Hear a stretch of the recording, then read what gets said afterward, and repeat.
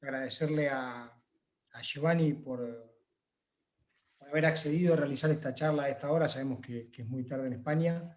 También agradecerle a Darío Leblic y a César Aba de Productos Agroganaderos, con los que en conjunto la hemos organizado y hemos convocado no solamente a veterinarios de Argentina, sino también a veterinarios de Latinoamérica. Sé que hay gente conectada de Colombia, de Venezuela y de otros países también.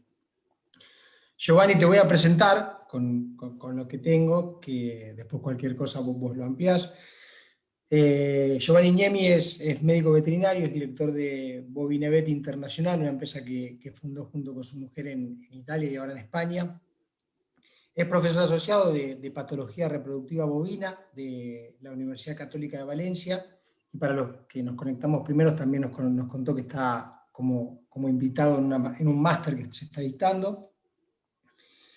Ha dictado más de 300 cursos en todo el mundo y ha dado más de 280 conferencias. De hecho, nosotros tuvimos la suerte con productos ganaderos y hay gente también que participó en un curso que hicimos en Tandil y en Rafaela, prepandemia, que por suerte dio muchos frutos y la gente lo agradeció mucho. Y además trabaja y asesora muchísimos rodeos lecheros, no solo en el ambiente. De hecho, seguramente va a contar que estuvo asesorando a uno de los grupos de producción lechera más grandes de China en los últimos años. Así que bueno, Giovanni, un gusto volver a verte, por lo menos de forma virtual, así que lo dejo en tus manos. Bueno, muchas gracias, Diego, por la tan amable introducción. Agradezco a todos por atender esta noche. Sé que el fin de semana no es fácil. Bueno, te agradezco por la amable presencia. Bueno, el título de esta charla es Ultrasonografía 4.0. Es un título muy bonito, ¿no? El que me dieron para este seminario, pero debo admitir que me encontré con muchas dificultades para hacer esta presentación, porque compartir una visión sobre una herramienta diagnóstica como es la ecografía, para mí es relativamente fácil después de 30 años que lo hace. Pero se hace difícil compartir una visión sobre el conjunto del manejo reproductivo. En particular en un mundo que parece haber perdido la orientación y que se esfuerza de reconocer que es la gestión reproductiva. Bueno, por eso me voy a ayudar con una máquina del tiempo, ¿no? Por ver lo que ha pasado y lo que va a pasar con lo que será el futuro. Bueno, yo creo prácticamente que desde el año 1995, cuando Pursley, Mee y Wiltebank propusieron a la comunidad internacional el OVSINCH, que es la primera forma de sincronización de la ovulación de IATF, nada ha sido igual que antes. Ahora, con esto no quiero decir que antes fuera mejor o peor, sino que antes era seguramente diferente, ciertamente lo era. Y bueno, en los primeros años del nuevo milenio se ha introducido también la primera forma de presincronización. Moreira, del grupo de Thatcher, ha introducido, recuerdo su primera presentación al Congreso Mundial de Montevideo en el 2000, presenta el Presync off-sync. Bueno, con la presincronización el objetivo principal era de mejorar la tasa de concepción, obviando a todas las limitaciones del off-sync. Bueno, en pocos años se han tenido muchas innovaciones en este campo, ¿no? Se ha introducido la resincronización, la introducción de la segunda prostaglandina en el breeding off-sync, las pruebas bioquímicas de no gestación. En el 2006, Bello y Pursley presentaron el G6G, que hasta ahora es la forma de presincronización más corta que conocemos. A partir de los últimos años de la primera década, se empezó a trabajar con el Doppler por el diagnóstico de no gestación. Pero la verdadera revolución llega a su final de esta primera década, en los primeros años de la segunda, ¿no?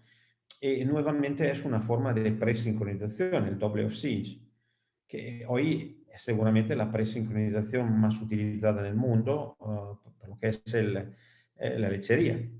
Y las razones de este éxito mundial son obvias, que tiene una tasa de concepción muy alta, tanto en primíparas como en multíparas. Bueno, toda esa parte del manejo reproductivo, de la sincronización, de la presincronización, de la resincronización en lechería, se ha desarrollado prevalentemente en Estados Unidos. Pero también el sector del ganado vacuno no ha estado ciertamente inactivo, ¿no?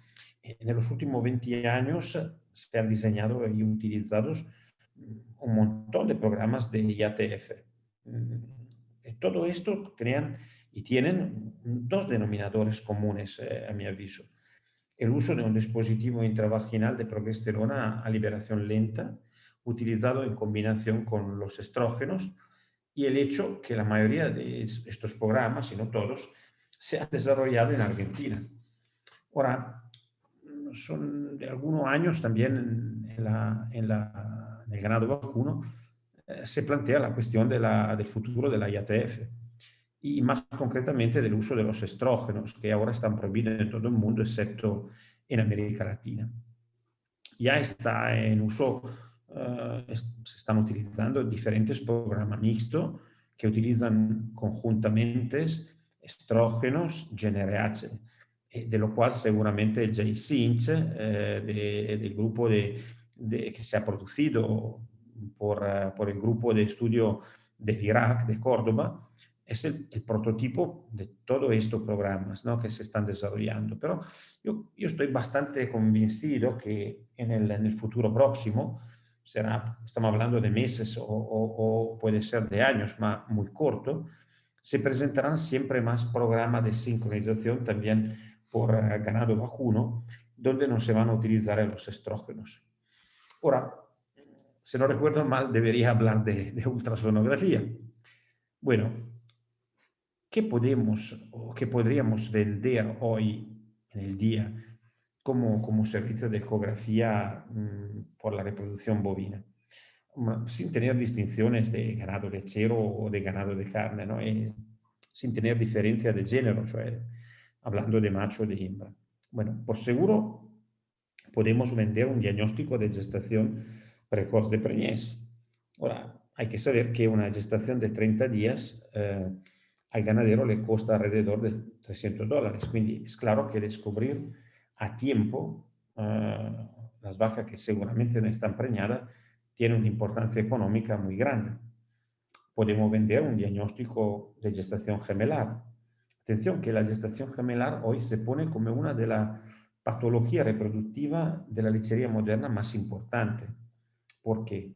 Porque la atención al diagnóstico de gestación gemelar es fundamental, ¿no?, por el costo. Cada gestación gemela le cuesta al ganadero $1.500. Y después podemos diagnosticar precozmente la muerte embrionaria tardía. Ahora, perder una gestación entre 30 y 60 días en lechería vale más o menos $600. Y lo que es más importante es que el 80% de las muertes embrionarias son asintomáticas. No vemos nada, la vaca está en una condición de anaestro y no hay síntomas exteriores.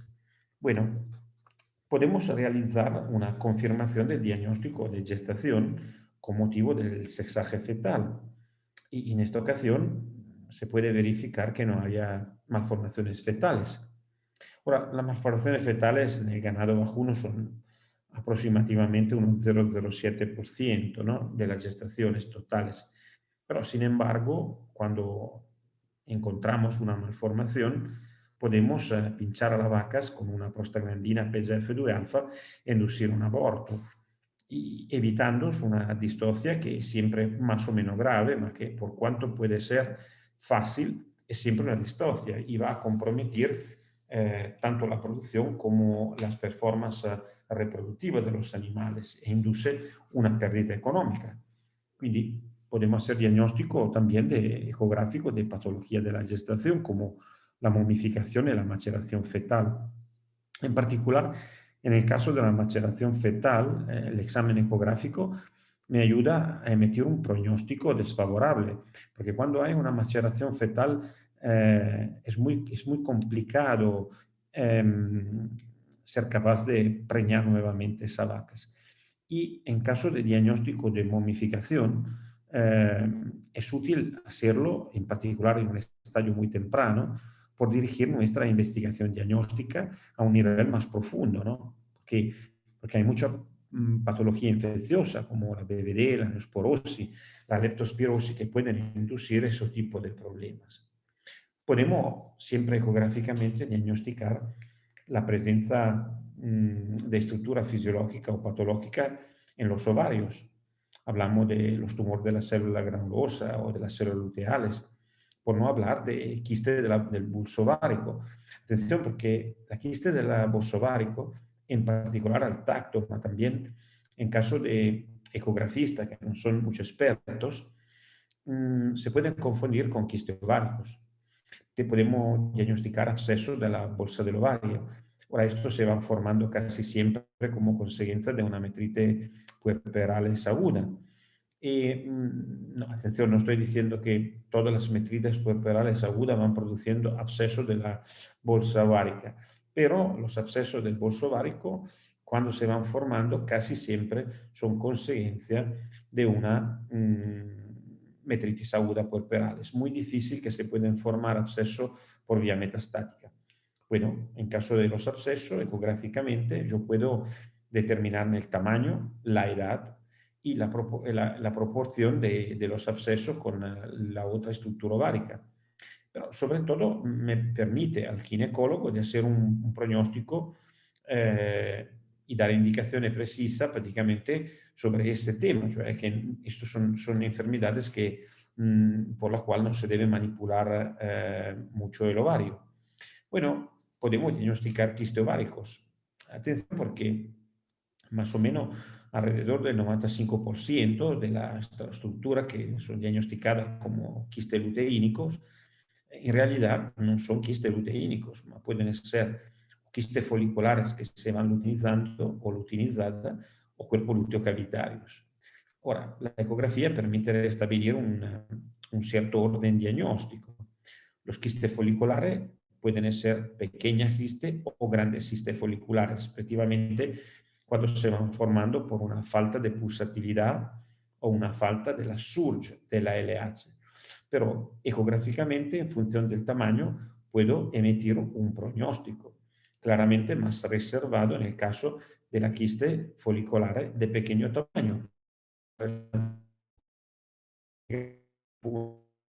Pero yo creo que sobre todo el examen ecográfico permite establecer si el quiste ovárico es realmente patológico, porque hay que considerar que más o menos un 30% del quiste ováricos son contemporáneos de un cuerpo lúteo y por lo tanto deben ser totalmente ignorados.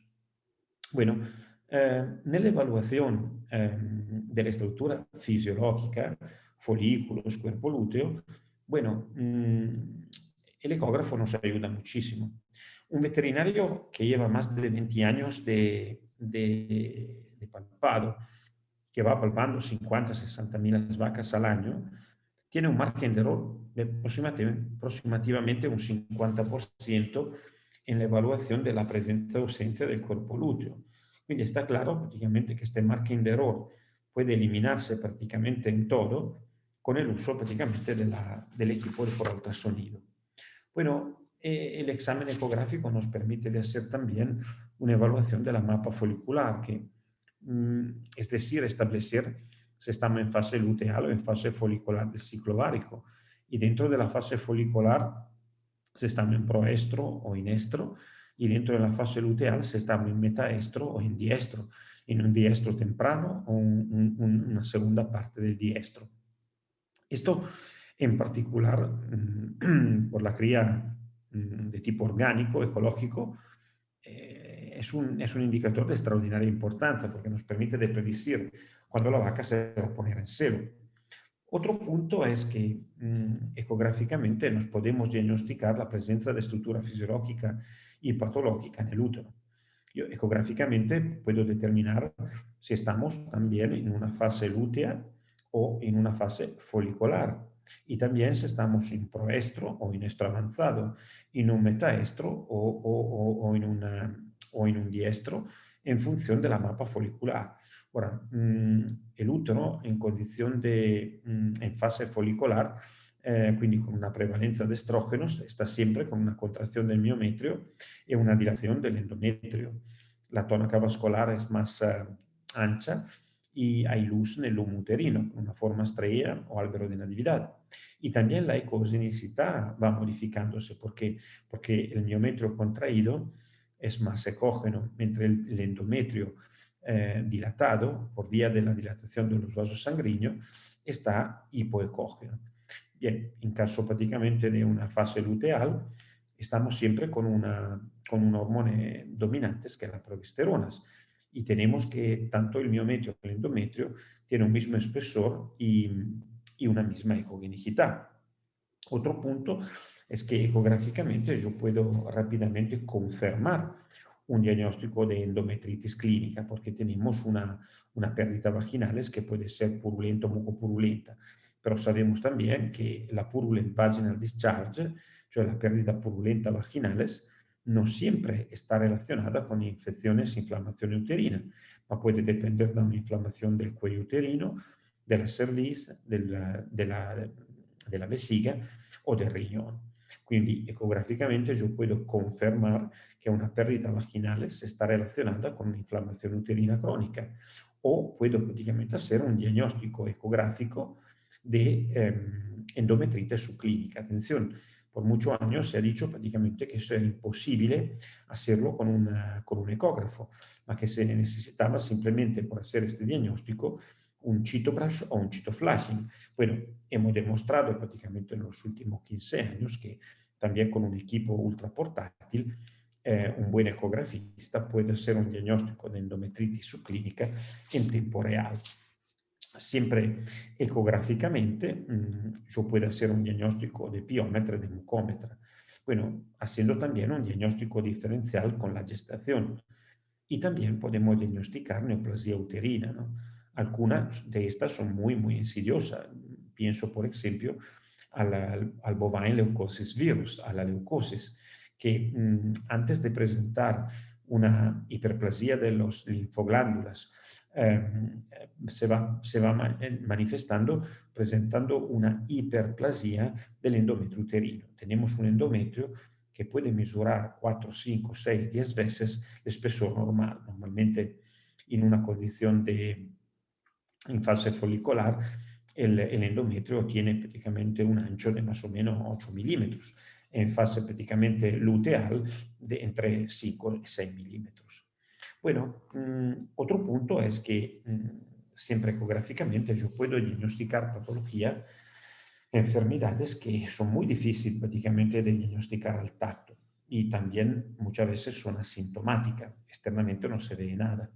Puedo diagnosticar, por ejemplo, acceso de la pared uterina, definiendo en función del contenido líquido su edad, estabilir el tamaño, pero también diagnosticar quistes del útero, que son bastante raros, que no hay que confundirlo con la quiste prácticamente de la cripta endometriales que tenemos en la yegua, que van condicionando negativamente la fertilidad de la yegua. En ese caso, prácticamente este quiste son de la pared uterina de la vaca, son absolutamente inofensiva por la parte de la fertilidad, no van afectando negativamente la fertilidad. Ahora, siempre ecográficamente yo puedo diagnosticar de las inflamaciones e infecciones del cuello uterino, que son por otro lado prácticamente imposibles de diagnosticar a la palpación. Esto de la infección e inflamación del cuello uterino es un punto muy importante porque en realidad el cuello uterino es muy difícil prácticamente de diagnosticar las enfermedades por el tacto. Y ecográficamente yo puedo efectivamente ver si hay una problemática inflamatoria. Este órgano es muchas veces relacionado prácticamente con síndrome de la vaca repetidora, quindi poder diagnosticar ese tipo prácticamente de enfermedades que en la mayoría de los casos son subclínicos es seguramente muy importante. Después, ecográficamente, podemos diagnosticar patologías que son muy difíciles de diagnosticar, como la patología de la tromba uterina, la tromba de Falopio. La más común es la hidrosalpingia, pero tenemos también lesiones tuberculares, tenemos obstrucciones parciales completas. Y esto lo podemos hacer incluso sin utilizar agentes de contrastes. Y pero también podemos hacer un diagnóstico del sexaje fetal. Ahora, esto es un servicio que a mí me gusta mucho, ¿no? Hacerlo y proponerlo, y que todavía por muchos se considera innecesario, a menudo por la simple razón de que no se sabe hacer, o en otro caso que no se sabe proponer o que no se sabe vender, pero es un examen realmente muy, muy interesante.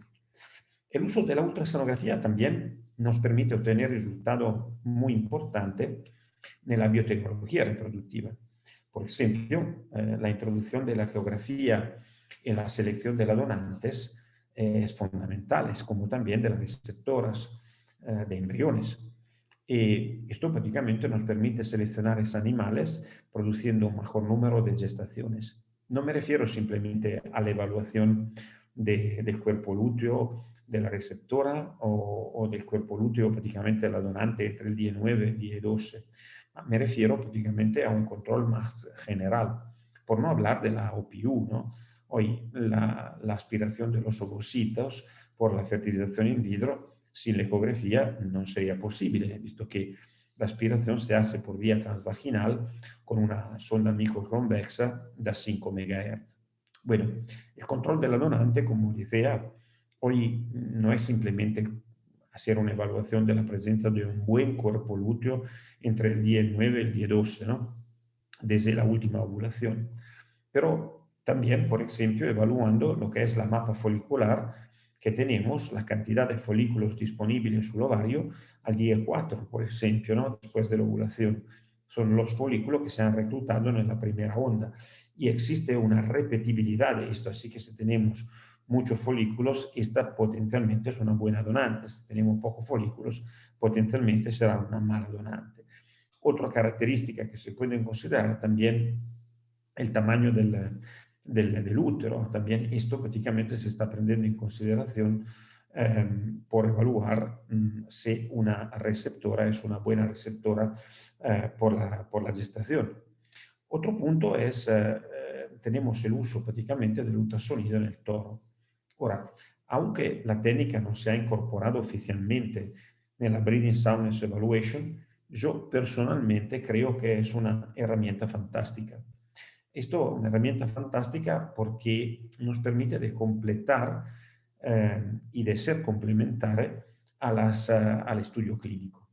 Se pueden hacer examen de los testículos, del epidídimo, del cordón espermático, ¿no?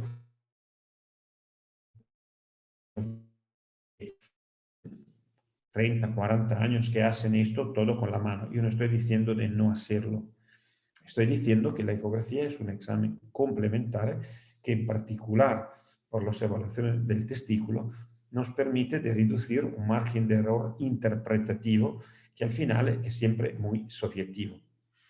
Otro punto es que yo puedo prácticamente también hacer un examen del pene, de la glándula accesoria, en particular de las glándulas vesiculares y de las ampulas, en particular en el toro, los problemas de leucocitosis o piospermia están casi siempre relacionados con problemas de las glándulas vesiculares. Y bueno, hemos visto prácticamente al final que hay un montón de cosas que se pueden hacer con un equipo de ultrasonido. Pero bueno, se intenta prácticamente a descubrir lo que hacemos realmente en el día, en todas las partes del mundo. Bueno, al final esto prácticamente es uno de los servicios más populares. Un diagnóstico prácticamente, no sé, un diagnóstico de preñez, en ese caso prácticamente hecho con un stenter su vacas preñada prácticamente de 130, 150, 180 días. Atención, yo no estoy diciendo que esto no es importante, no estoy diciendo que esto no tiene valor. Estoy diciendo prácticamente que de todo lo que se puede hacer hemos visto, hay un montón de cosas y no lo he descrito todas. Bueno, al final la mayoría prácticamente hace un diagnóstico de preñez.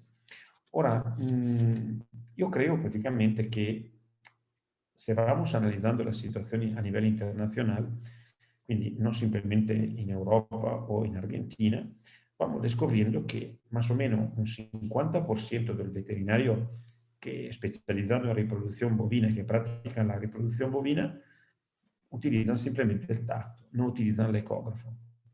Que la mayoría de los que utilizan el ecógrafo lo utilizan simplemente por hacer un diagnóstico de preñez, quindi preñada vacía.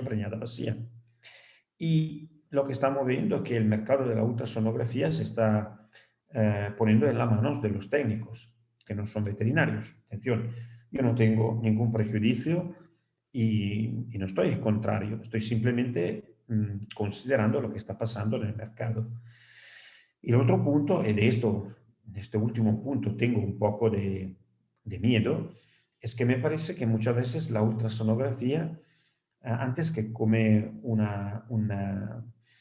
servicio complementar, se está vendiendo más que todo como un juego de mano. Y esto lo digo también con un poco de provocación. Bueno, ma en realidad tenemos claro que necesita el criador, que necesitan nuestros clientes. Y más que todo, el criador tiene conocimiento de lo que valen todos los errores que se hacen diariamente en el manejo reproductivo. Y nosotros como veterinarios, como técnicos, como consultores, tenemos claras cuál es el orden de las prioridades de nuestros clientes. Y estamos encontrando soluciones a sus problemas y a estas prioridades. Y otra pregunta, ¿somos capaces de entender la necesidad de abordar los problemas desde la base? Yo creo que eso son preguntas muy importantes. Más que todos, hasta ahora lo que hemos visto, ¿estamos realmente convencidos que la respuesta a todos los problemas de las reproducciones la tenemos entre la ecografía y la sincronización? Porque, estimados colegas, yo tengo la duda es que dal 95 a hoy, de cuando se empezó a sustituir la sincronización del estro hecha con prostaglandina, con diferentes formas de sincronizaciones, que las sincronizaciones ha monopolizado todos los intereses y que no es culpa de ninguno, pero muchas veces se confunde la reproducción, el manejo reproductivo con la sincronización, como si la sincronización es en realidad todo lo que se debe hacer en el manejo reproductivo. Ahora, yo no quiero convertir ninguno o convencer ninguno, estoy poniendo una pregunta, porque yo creo prácticamente que la sincronización como la ultrasonografía son herramientas complementarias, pero no son las soluciones de los problemas. Y creo que muchas veces, como veterinarios, nos equivocamos a confundir lo que es un medio con la solución. Ahora, yo pienso a todos mis clientes que tengo en diferentes partes del mundo. Me quieren que yo le vaya solucionando o ayudarlos a solucionar problemas, no simplemente a introducir un nuevo modelo de sincronización o una nueva técnica de ecografía. Bueno, vemos ahora, hemos visto un poco cómo es el presente y antes el pasado. Buscamos nuevamente nuestra máquina del tiempo y vamos a ver qué puede ser del futuro. Y vamos a ver lo que será el futuro en el ganado lechero, en el ganado de carne o en la evaluación de los toros. Bueno, tra el 2025 y el 2030, la Comunidad Europea se ha puesto un objetivo, que solo un 5-10% de las vacas europeas deberían ser tratadas con hormonas. Cioè, básicamente, solo las vacas prácticamente que con enfermedades, cioè la vaca con anaestro real. Ahora, esto son las líneas guía, pero ¿cómo podemos arquillar un objetivo tan ambicioso? Esto es una buena pregunta porque nadie lo dice claramente, pero creo que si no se va a utilizar una inteligencia empresarial, la business intelligence, sería muy difícil. Ahora, ¿qué es la business intelligence? Bueno, me voy a elegir lo que he escrito, ¿no? Que es un conjunto de procesos empresariales para recompilar datos y analizar información estratégica. Es la tecnología utilizada por implementar este proceso y las informaciones obtenidas como resultado de los mismos. Bueno, es algo prácticamente de mucho más complejo de un sensor auricular. También es un sensor que nos dice no simplemente el movimiento de la vaca, la acelerometría, los movimientos de la cabeza del cuello, nos dice la temperatura, nos dice la hora de ruña, los minutos de ruña, cuánto tiempo ha dedicado a comer, a beber. Bueno, este es un sensor muy sofisticado, pero es un sensor. La business intelligence es algo de más complejo, de más grande. Ahora, ¿qué podemos esperar en el sector de la vaca lechera? Bueno, yo creo prácticamente que hoy en día, ahora, uno de los argumentos de que se habla mucho más es el diagnóstico de no preñez con el Doppler. Yo, mira, he empezado prácticamente a manejar un poco el Doppler en el 2008. Hoy estamos en 2021 y tengo la misma frustración de cuando empecé. ¿Por qué? Porque tengo solo dudas y no tengo respuesta. Ahora, para mí no es un problema hoy hacer un diagnóstico de no preñez a 19 días, a 20 días. Pero me pregunto, ¿es realmente importante saber que una vaca lechera no está preñada a 19 días de la última inseminación? Lo voy diciendo no como una provocación. Me gustaría si alguno de vosotros me puede ayudar a comprenderlo. ¿Por qué? Porque si la vaca está vacía, bueno, al día 19, ¿qué le puedo hacer? No puedo hacerle una prostaglandina, porque una vaca a 2 horas de crecimiento folicular, al día 19, tiene un cuerpo lúteo atlético, independientemente de su tamaño. Puedo hacerle una off-cinch, una resincronización, ma haciendo una resincronización con salida del primer GnRH, pinchando el primer GnRH al día 19 y haciendo una prostaglandina al día 26, día 27 nueva prostaglandina, día 28 GnRH, día 29 IATF, voy buscando una tasa de concepción alrededor del 15-18%. Ahora, el tema exactamente es esto.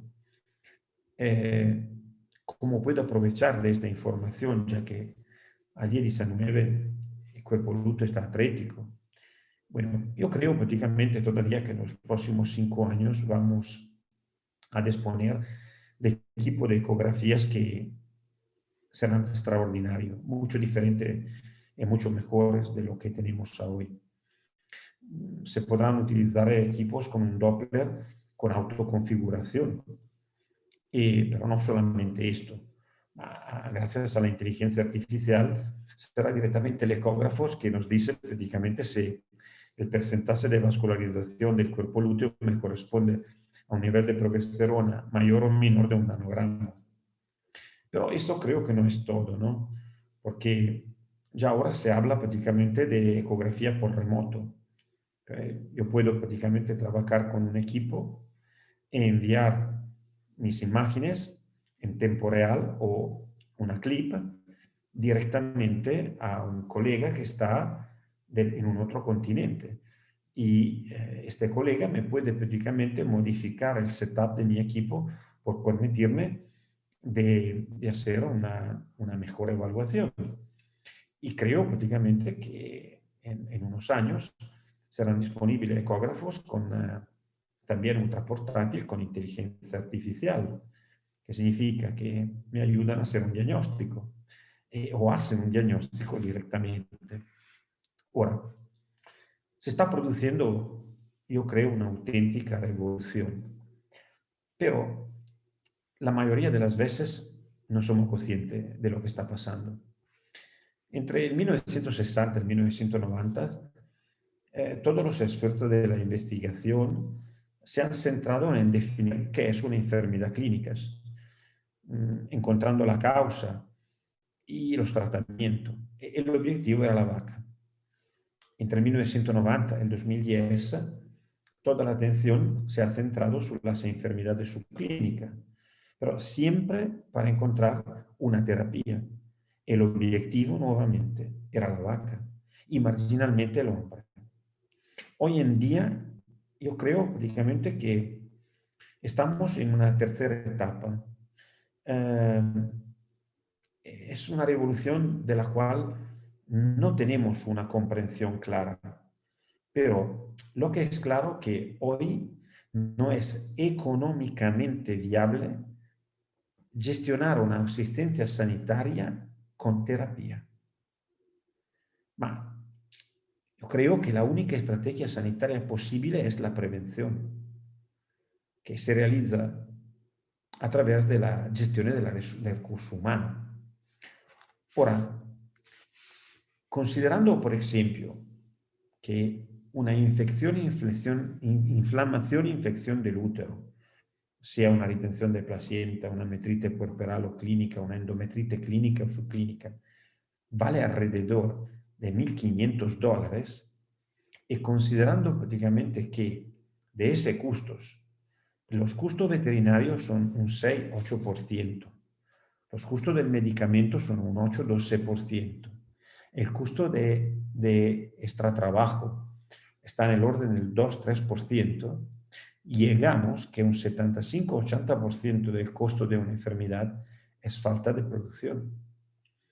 Ahora creo prácticamente que a todos vosotros está claro por qué voy diciendo que hoy no hay posibilidad financiera y económica por la terapia, a que tenemos que aspirar, si queremos manejar la reproducción y la salud en general de un rodeo, tenemos que trabajar con la prevención, porque diferentemente no hay el margen económico y financiero por esto. Ahora, al final, ¿qué hay que hacer? Bueno, en el caso de vaca lechera, yo creo que hay que modificar nuestra atención. ¿Y dónde? Hay que centrar todo en el manejo de la transición. Ahora, yo tengo una visión un poco más diferente de lo que se va leyendo sobre los artículos y los libros, ¿no? Hoy cuando se habla de transición parece una canción. Te dice, 21 días antes, 21 días después del parto. Para mí, la transición es algo de más flexible. Se habla de 90-100 días. ¿A cuándo voy a poner en seca al animal? ¿A cuándo voy haciendo la primera inseminación? Esto es para mí la transición. Y voy dividiendo la transición en tres momentos. Antes del parto, el parto y el posparto. Atención que el parto es uno de los momentos claves. No es simplemente una ventana didáctica, ma es uno de los momentos clave de todo el proceso. Ahora, una vaca sana hoy hace simplemente 3 cosas en un día. Produce leche a través del ordeño, va comiendo y bebiendo y después descansa. Mira, una vaca en producción debe descansar al menos 12 horas al día. Ahora, está claro prácticamente que para gestionar un plan de cría eficiente y sostenible, el veterinario debe trabajar por evitar de tener vacas enfermas. Es decir, concentrar su atención, su secado, su plan de manejo nutricional, su bienestar animal, el housing, y a través de la prevención y también con vacuna. Quindi prevención por mí da los antibióticos intramamario, alla deparasitizzazione, a las vacunas, quindi hay todo un plan de medicamentos en este sentido. Pero creo prácticamente que esto en la vaca lechera es el fundamento por no tener vaca enferma. Y si no tenemos vacas enfermas, hay mucha más facilidad en vender la vaca en cero. Y esto prácticamente nos permitirá realmente de ponerse en marcha por intentar de reducir el consumo de hormonas también en este sector. Bueno, una vez que como veterinarios hemos establecido el problema o los problemas, tenemos que establecer una estrategia que todavía debe tener sentido, debe estar en función del personal de lo cual disponemos en el tambo.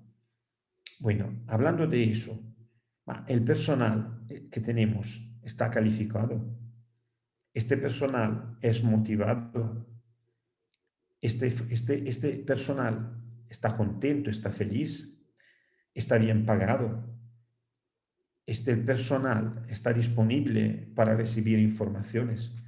Ahora, parecen todas cosas que son muy lejos por el productivo, pero atención, solo se después que hemos encontrado una respuesta a este tipo de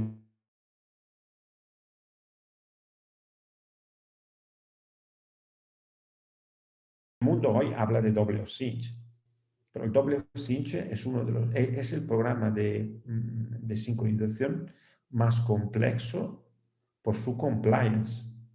O sea, en el WFSync no es que hay que respetar el día de la inyección de las hormonas, mal hora.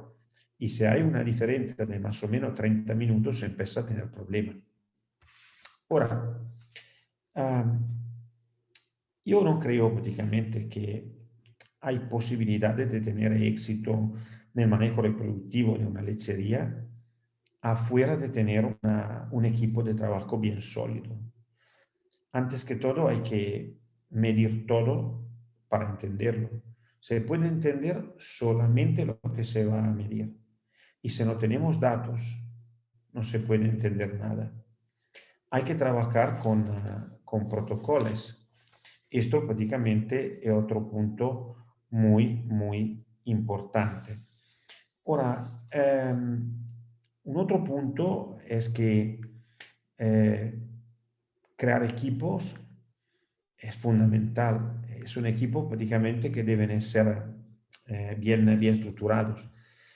Y como decía, los datos son importantes, pero hay que evitar la intoxicación de datos. Los datos deben ser buenos y se deben interpretar. Y hay que trabajar por protocolos. Esto prácticamente seguramente es útil, pero no basta simplemente escribir la Standard Operating Procedure. Hay que aplicarla y hay que verificarla. Ahora, en mi conclusión, después de 30 años de ecografía, creo de poder afirmar que la ecografía y también la sincronización son solo una parte complementaria del proceso del manejo reproductivo, no son las soluciones. Creo prácticamente que esta es una conclusión que me ha sorprendido a mí también, ¿no? O sea, yo pienso cuando empecé a trabajar con la ecografía, en el 1993-94, yo pensaba de solucionar todo con esto. Y cuando empecé a manejar la sincronización también. Y por muchos años no tenía duda de esto. Ahora, a 61 años, después de muchos años de trabajo con vacas, bueno, tengo siempre menos seguridad de lo que estoy haciendo y siempre más dudas. Y no obstante que estudio mucho, que he tenido la suerte de trabajar con vacas en cualquier parte del mundo, con tambos grandes, con tambo pequeño, con tambo de montaña, de todos. Pero, no obstante todo esto, no soy capaz de dar una respuesta unívoca, de entender lo que debo hacer en cada situación. Pero no tengo la respuesta, pero sabe prácticamente que seguramente la ecografía como la sincronización son una gota en el mar, son un medio, no son mis soluciones. Hoy, bueno, hablar de vaca de carne con un grupo de colegas tan ilustres de Argentina me pone un poco de miedo, ¿no? Pero yo sabe bien lo que puedo decir y no soy un experto de sincronizaciones de animales de carne. Por esto no me voy a hablar de cosas que todos ustedes pueden enseñarme. Pero simplemente analizo los números y cuando he pensado al ganado vacuno, bueno, tengo serios problemas con ese tema. ¿Por qué? Porque en el ganado vacuno el problema para mí no es la reproducción, ma la gestión nutricional. Lo que falta en el ganado vacuno es una buena gestión nutricional. En las explotaciones donde las vacas comen, yo no tengo problemas de reproducción. Debemos tener un paradigma fijo en la cría de ganado vacuno. Producir un ternero al año. De lo contrario, de cualquier lado uno lo puede mirar, se pierde simplemente mucho, mucho, mucho dinero. Ahora, ciertamente también en el manejo reproductivo de la carne, la ecografía puede ser útil, imaginamos. Por ejemplo, para predecir la tasa de concepción en un programa antes de un programa de sincronización, evaluando el número de los animales que son sin cuerpo lúteo. Puedo hacer esta evaluación 3-4 semanas antes de la temporada de inseminación, de la breeding season. Y en función del número de los animales sin cuerpo lúteo, cruzando ese dato con la condición corporal de los animales, puedo decir, bueno, estamos en una buena condición, más o menos, o mala condición. En función de esto puedo decidir de invertir mucho con un semicongelado de alto valor o diferentemente no. Lo otro punto es que puedo utilizar la ecografía para hacer un diagnóstico precoz y eficaz de la gestación a partir de 30 días, por ejemplo. Pero también para diagnosticar la muerte embrionaria. Ahora, que demasiados siguen pensando que solo es un problema del ganado lechero.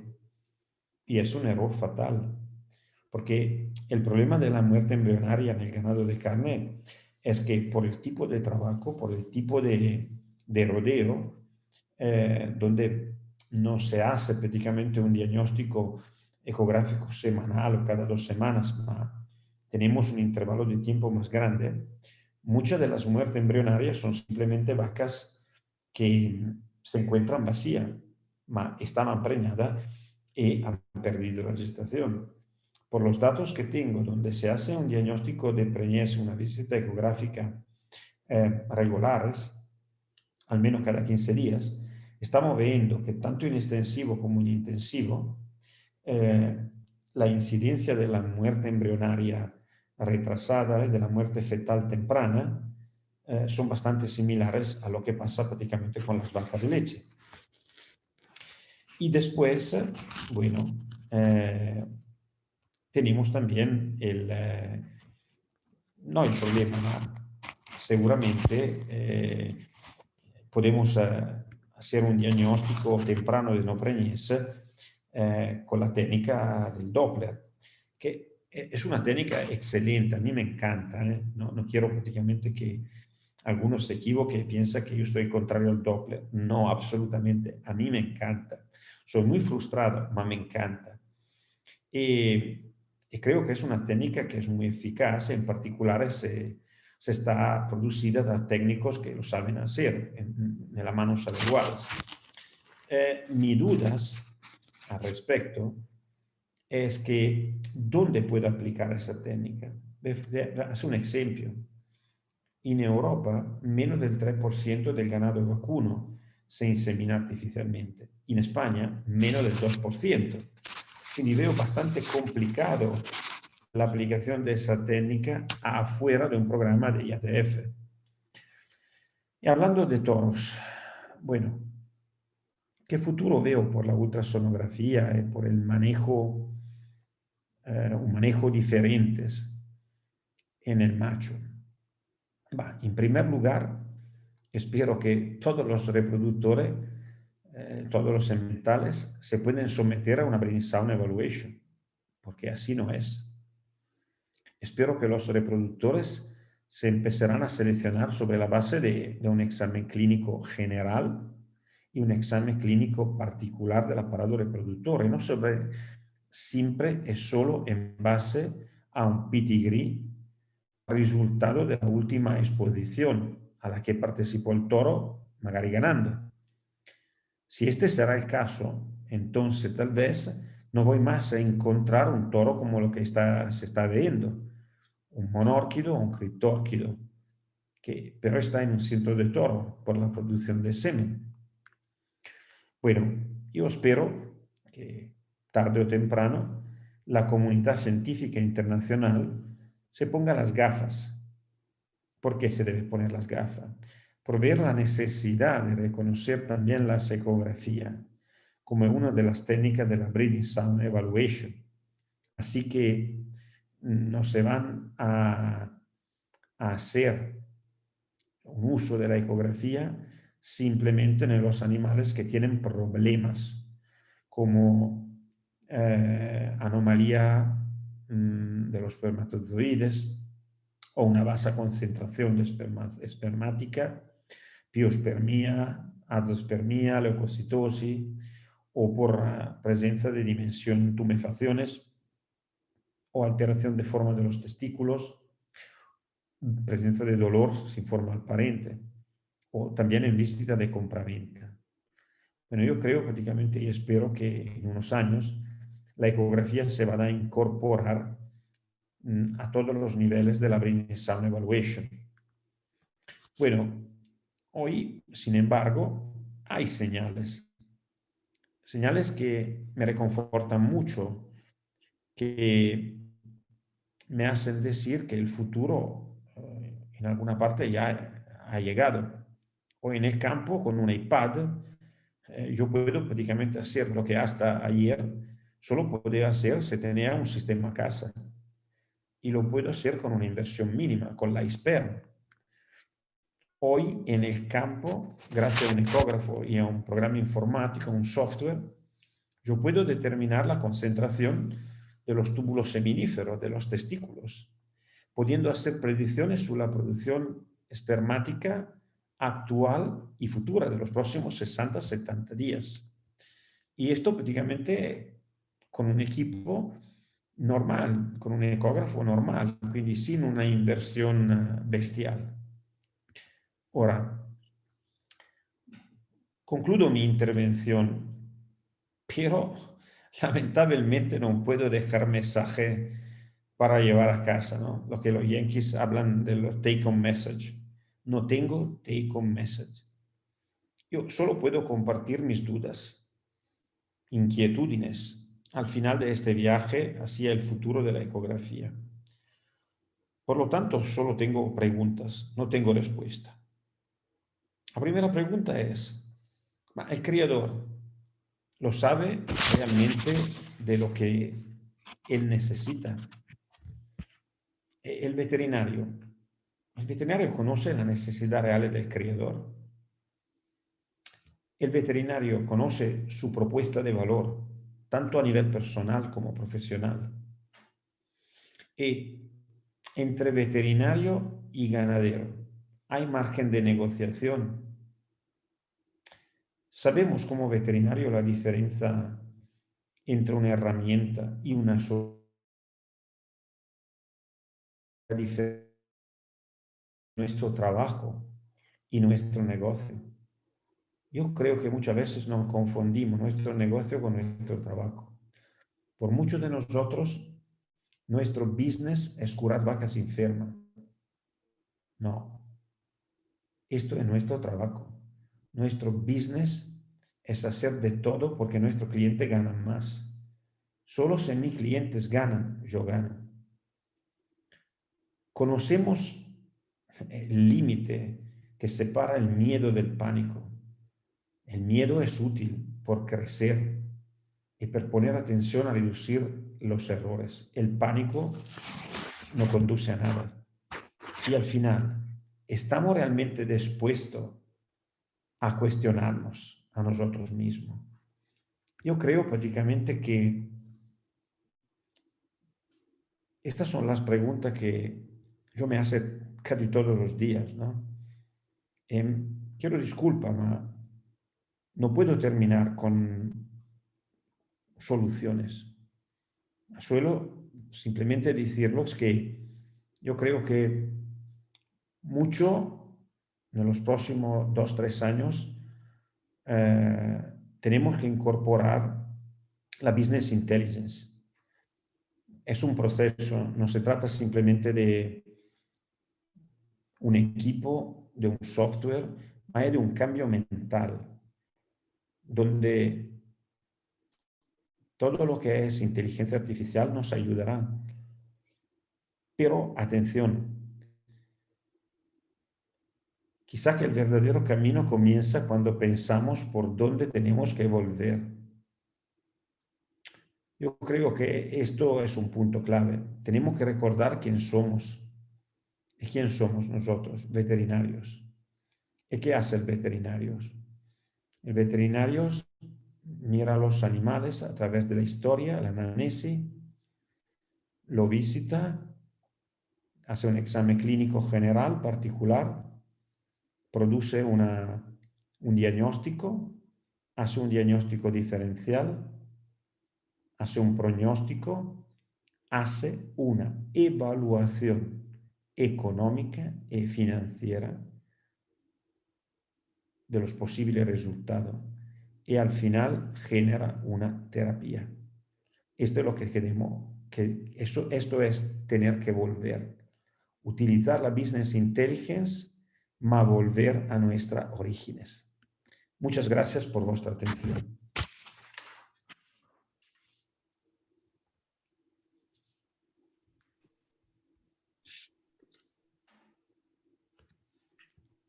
Bueno, Giovanni, hola, ¿me escuchas? Hola, Dario. Bueno, gracias por Sí, tu tiempo. perfectamente. Gracias, Giovanni, por tu tiempo. Como siempre, muy contento de volver a encontrarte y bueno, y de escucharte nuevamente. Siempre nos invitas a reflexionar un poco sobre nuestra profesión y, y bueno, creo que siempre es bueno compartir un rato con vos. Vamos Gracias. vamos a hacer una cosa, vamos a abrir una ronda de preguntas por el chat y si a alguno le quedó alguna pregunta como para hacer y yo te la voy formulando desde acá, Giovanni. Perfecto, gracias.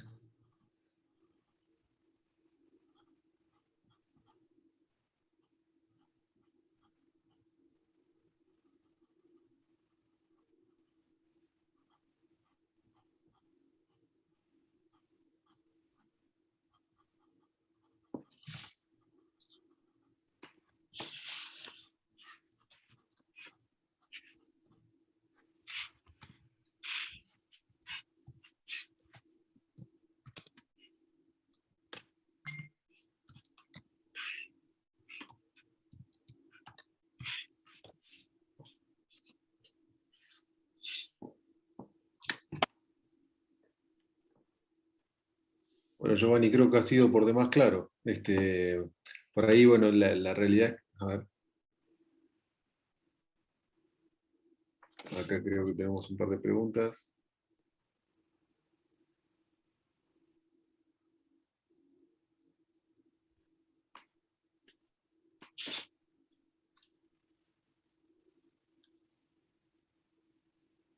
Bueno, una primera Darío, pregunta. se te escucha medio mal. Ahí ahora se te escucha bien.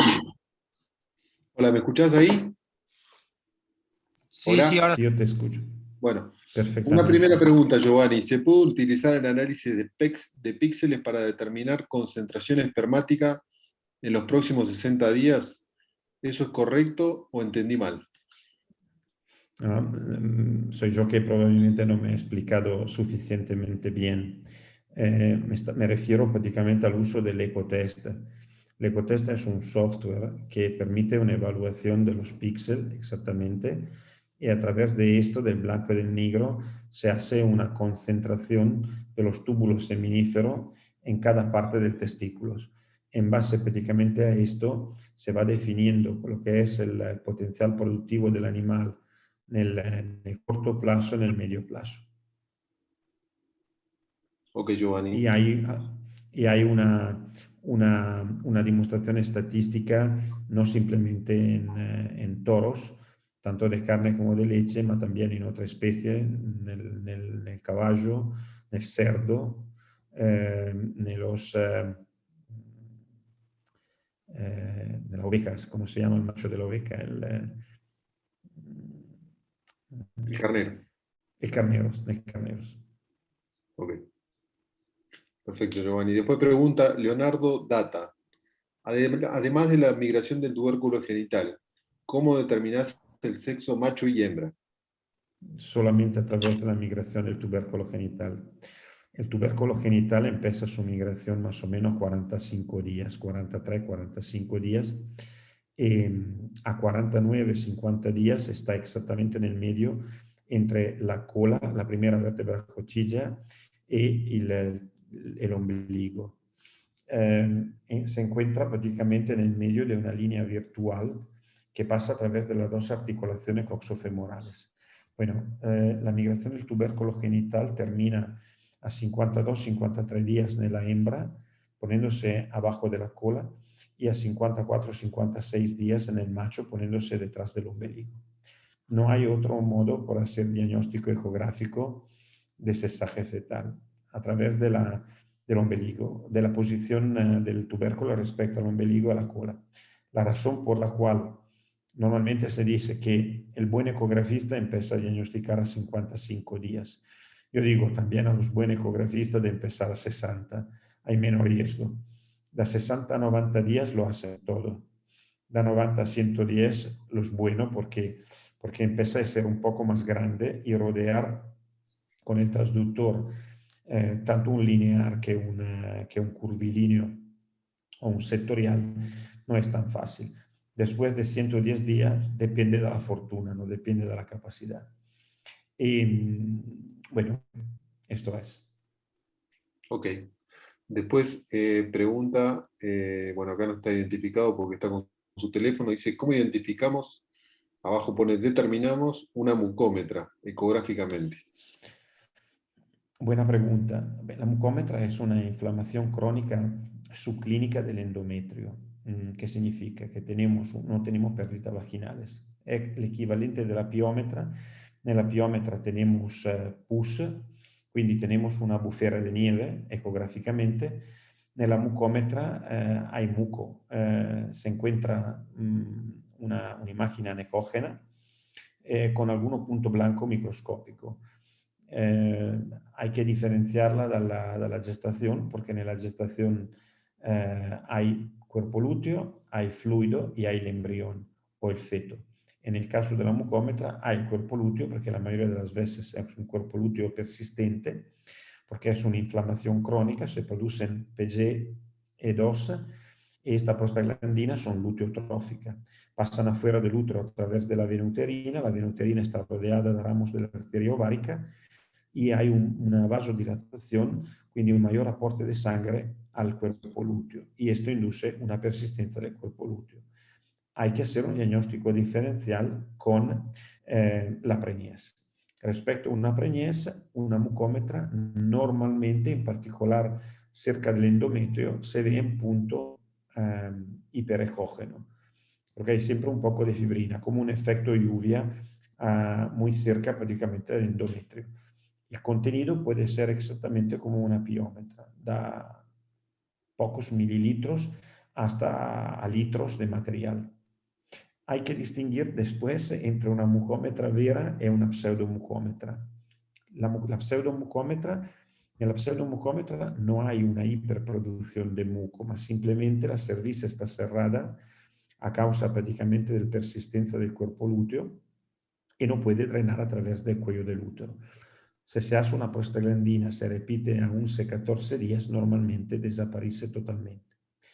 Hay que distinguirla de una más rara mucómetra vera.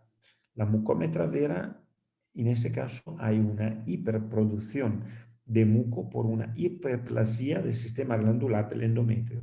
Esta es una enfermedad irreversible. En ese caso, las mucómetras no se soluciona con una, o con dos o con tres prostaglandinas. Hay que eliminar el animal. Perfecto. Después pregunta Giovanni Juan Calle. Hace una pregunta y otra abajo nuevamente, que quizás están medio relacionadas y puedes, creo que juntar las dos. La primera dice, si puede explicar cómo evalúa la no preñez observando la vascularización del cuerpo lúteo con el ecodoppler. Y en la segunda dice, cómo diferenciar los quistes luteales con la utilización del ecodoppler. Ok, en realidad es una evaluación empírica en función del grado de vascularización. Ahora, cuando tenemos menos del 10% de vascularización central del cuerpo lúteo y menos del 25% de la vascularización periférica, del 20-25%, se empieza a decir que la vaca prácticamente puede estar vacía. Ahora, cuando tenemos una vascularización central más del 10% y más del 25% de vascularización periférica, io non puedo decir que la vaca está preñada. Quindi simplemente en función de la cantidad de vascularización y quindi en función de los píxeles que encontramos, del color. Es una evaluación simplemente de color. Allora, hay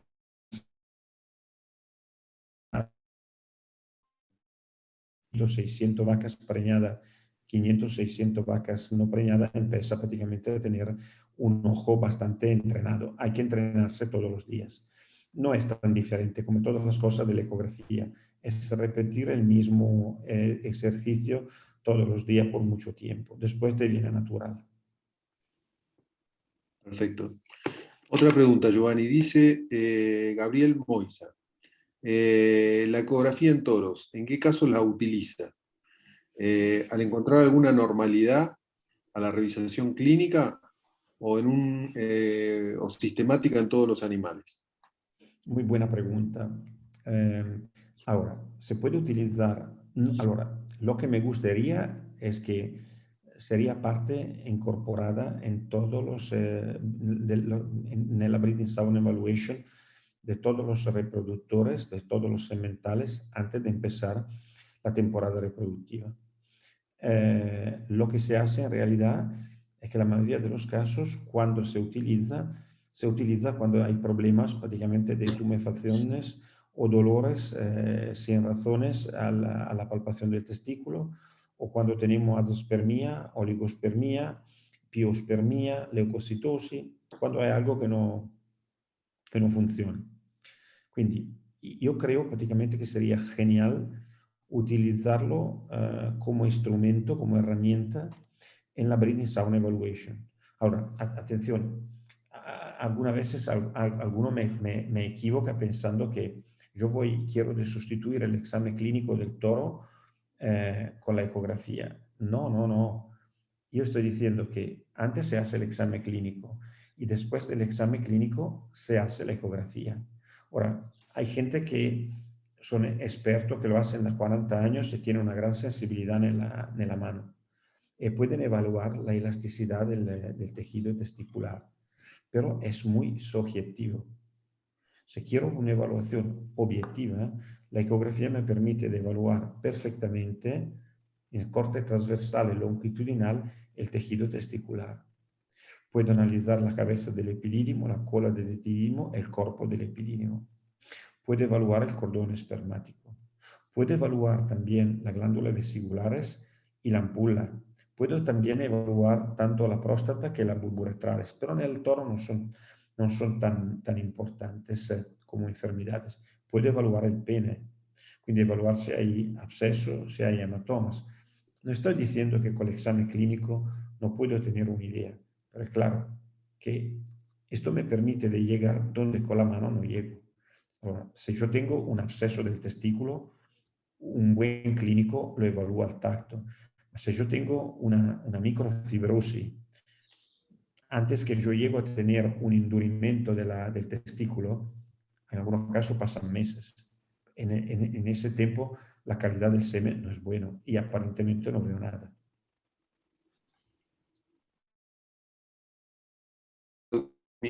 ¿Qué porcentaje de falsos positivos tienes con Doppler realizando al día 22 y reconfirmando al día 30? Mira, estamos hablando prácticamente de un 3-5% más o menos. Ok. Después pregunta el doctor Céspedes, ¿qué parámetros usaría para el diagnóstico de la muerte fetal? ¿Qué parámetros toma? Ahora, si hablamos de muerte fetal, hablamos, porque allora, muerte embrional se habla de embriones hasta 42 días, pues a nivel internacional está aceptado que hablamos de embriones hasta 60 en definitiva, ¿no? Después de 60-90 hablamos de feto y de muerte fetal temprana, y de 91 días a 260 hablamos de aborto. Allora, ecográficamente, yo personalmente utilizo diferentes parámetros. El primero es el latido cardíaco. Si no hay latido cardíaco, está muerto, siempre. El segundo es la ecogenicidad del líquido amniótico, del líquido alantoideo. Hasta 60 días, 55-60 días deben estar absolutamente anecógenos. Da 60 días, antes el líquido amniótico y después el líquido alantoideo empieza a tener como neblina, ¿no? Es parafisiológico, no son patológicos. Tercero, la integridad de la membrana amniótica. 99% de los casos, si hay una ruptura de la membrana amniótica, el embrión está muerto. La separación de la membrana caulino-alantoidea. Ahora, hasta que tenemos una separación de menos de 20 milímetros, no me da miedo. Cuando empiezo a tener separaciones también sin hemorragia submembrana, simple, sin tener hemorragia de más de 20 milímetros, voy sugiriendo siempre de tener en control este animal porque está a riesgo. Después, el edema del endometrio. Todas las veces que tenemos edema del endometrio, ahora hay un riesgo. Ahora, normalmente en una vaca que está preñada, el espesor del endometrio está de entre 5 o 6 milímetros. Cuando yo tengo un endometrio de 8 o 9 milímetros, 10 milímetros, hay algo que no funciona. Después, la presencia del embrión. También en las vacas hay preñez ciega.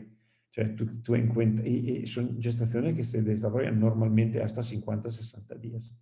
Después hay una sincronía, cioè la cantidad y el tamaño de la gestación no me corresponde más a la edad de la inseminación. Cioè, en ese caso tuve una gravidanza a todos los efectos. Es una pseudopreñez. Tiene la membrana coronatoidea, membrana amniótica, los líquidos, no falta el embrión. Y como último, evalúo el tamaño del embrión. Para mí es el último de los problemas porque el tamaño es diferente entre las razas, es diferente entre los tambos, es diferente en función de la temporada. O sea, las gestaciones son con menos líquido durante el verano, en particular modo, es una diferencia. Cioè che il tamaño del embrión tiene una variación de un 30% en el mismo día en función de todas estas características. Okay. Después pregunta Giovanni, Leonel Alicio de la Universidad de Córdoba, que por ahí es bastante amplia la pregunta, pero dice, ¿qué recomendaciones le darías a un veterinario joven que te está escuchando para incorporar el ecógrafo como herramienta para su trabajo profesional? Poner la sonda en el reto de una vaca o de cualquier reto en cualquier momento de su vida. Se aprende simplemente ahora. Antes que todo hay que dedicar al menos 30-40 horas a mirar imágenes de cuerpo lúteo, de útero, ¿no? Y quindi acostumbrarse a las imágenes. Y después de ese entrenamiento poner la mano siempre, todas las veces que se puede. Vaca vacía, vaca preñada, preñada recién parida, de todo. Y esta es la única forma. Y después acostumbrarse a movimiento lento de la mano. No hay secretos, absolutamente. Hay que estudiar mucho y practicar mucho. Giovanni, rescato 4 preguntas más porque están entrando, hay 25 preguntas, si no vamos a estar hasta muy tarde. Rescato 4 preguntas, me das un minuto, reviso un poco y te formulo las 4 preguntas y ya terminamos. A ver, pregunta Juan Torres. ¿Cómo diferenciamos un absceso de la bolsa del ovario y un quiste de la bolsa del ovario? Que el absceso, el quiste de la bolsa del ovario tiene líquido. El absceso puede tener líquido, pero normalmente la pared es más espesa y muchas veces hay un absorbimiento del líquido, está más sólido. Quindi la consistencia e il contenuto y el espesor de la pared.